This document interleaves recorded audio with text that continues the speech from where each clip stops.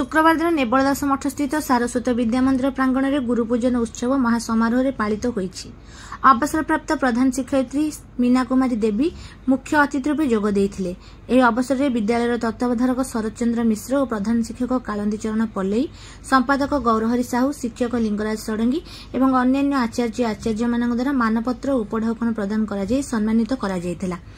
विद्यालय वरिष्ठ छात्र छात्री द्वारा सभा कार्य परिचालना करा जायथिला। शर्मिष्ठा मिश्र और कल्पना दास तत्वावधान में कार्यक्रम परिचालित होइथिला।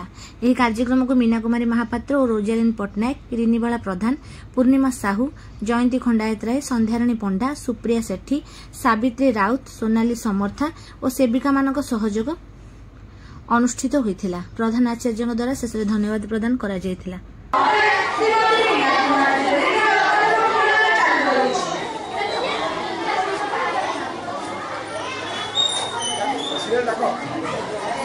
ढकी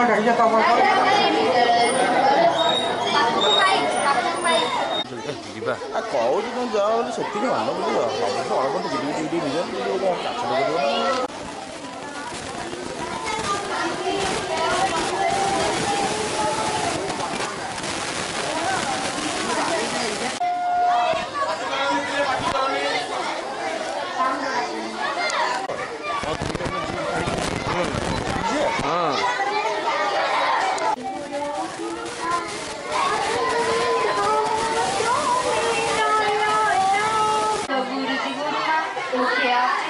तत्वावधारक महोदय एवं प्रधान